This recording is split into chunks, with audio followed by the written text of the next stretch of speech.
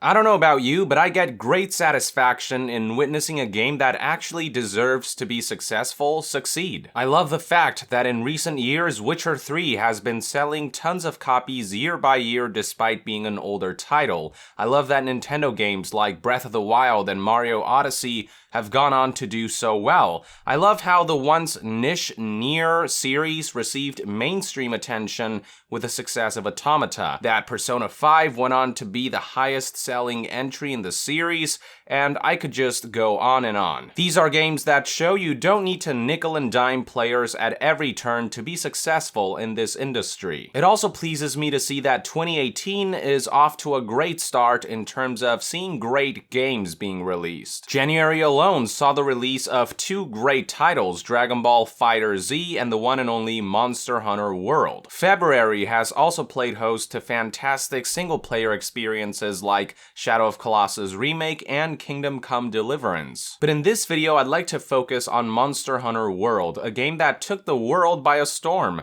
shipping a whopping 6 million units in a mere 2 weeks since the game's launch. Those are some big numbers for Capcom, making Monster Hunter World the fastest game to have shipped that many copies in Capcom history. Now, I know there is a distinction to be made between units sold and units shipped, but if Capcom can feel comfortable shipping that many units, it's a safe bet that the game has sold relatively close to that amount. I honestly wouldn't be surprised if actual sales were already up there in the 5 millions already. This is made all the more impressive when you consider the somewhat niche nature of Monster Hunter. The series might be highly popular in Japan, but outside of that, the game never really garnered a huge amount of attention, save for the hardcore fans. But with World, the Monster Hunter series has vastly expanded its horizons. Its return to home consoles, its multi-platform nature, the fact that it's more refined and accessible than past entries, it has all culminated in World gaining widespread global recognition. And I couldn't be happier that this was the result, as this is one of those games that absolutely deserves all of its success. What's even crazier to consider is that this somewhat niche title may be even outpacing mainstream AAA games like EA's own Star Wars Battlefront 2. You may recall that last time we heard about that disgrace of a game in the most recent financial briefing, it was reported that the game sold around 7 million units, which fell woefully short of how many copies EA expected to sell, in large part due to the game's loot box controversy. 7 million was the number reported on January 31st, 2018, so that's how many copies the game sold 2.5 months after its November 17th, 2017 launch.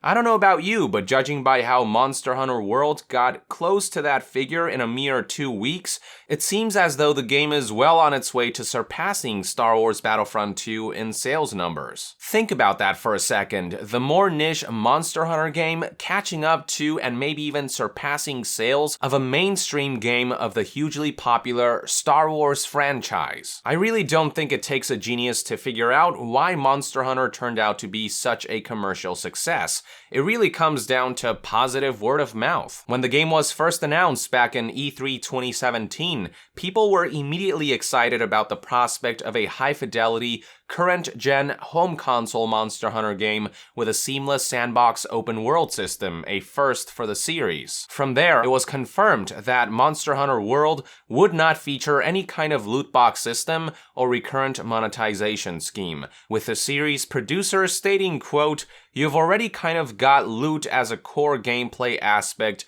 without having to shove a microtransaction version of it in. Our focus is on wanting to get people to play our action game and feel the kind of satisfaction that comes with the achievement you get with completing a hunt and getting rewards. We want people to have the experience that we have made for them rather than the option to skip the experience." Monster Hunter fans and the gaming community as a collective breathed a sigh of relief hearing that World's developers would not devalue the game's experience by enabling a pay-to-skip option. It was a refreshing stance that garnered a lot of positive feedback.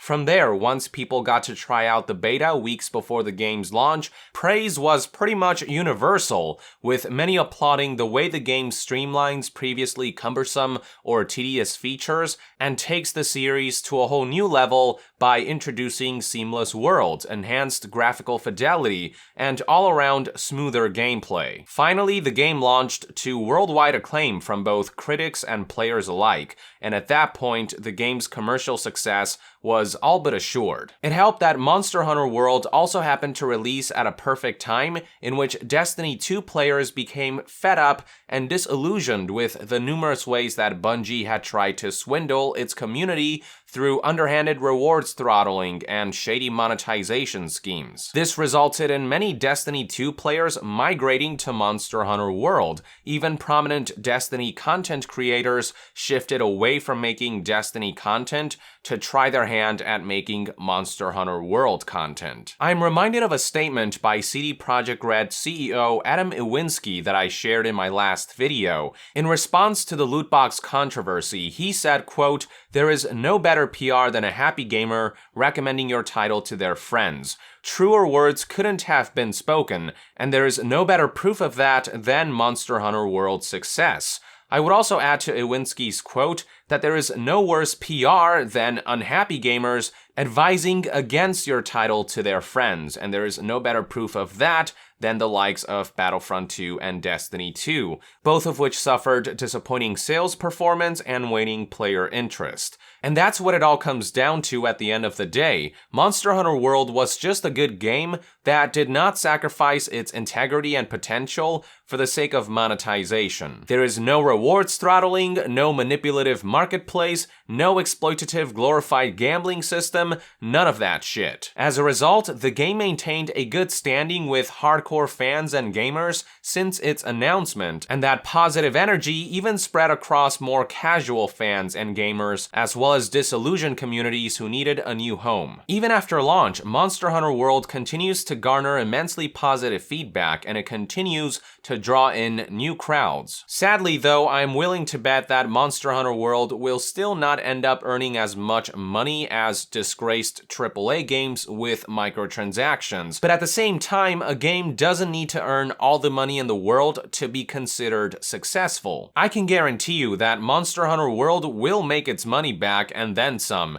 even without microtransactions, and that'll be enough. Furthermore, on top of that, the series will earn something far more valuable and priceless: a larger, more loyal community, as well as gamers' trust and respect. While that stuff may not translate to tangible monetary value, it will go a long way in maintaining a game series' longevity. Whereas games like Battlefront 3 and Destiny 3 will immediately be looked upon with an air of distrust when they're announced, the next Monster Hunter entry will immediately be received with nothing but excitement, and that excitement will snowball into sales and even more recognition for the series as a whole. So yeah, I say once more, you can be successful in the gaming industry without having to nickel and dime your players. There is such a thing as making enough money while upholding a sense of honor and integrity for the art of games, and while being able to output a product that you can genuinely be proud of. Monster Hunter World is the latest living proof of that, and as long as it stays the course, I believe that in the long run, the series will leave the Battlefronts and Destinies of the gaming industry in the dust. This is just one man's perspective anyway. I'd love to hear what you think about all this in the comments below. With that, I would like to end this news update. Thank you for tuning in. If you enjoy my content, consider supporting me on Patreon. It is completely optional, but even donating as little as $1 a month will go a long way in helping this channel grow. And to be further updated on all things gaming news, reviews, and discussions, stay tuned right here on Young Yeah. I'll see you guys next time. Young out.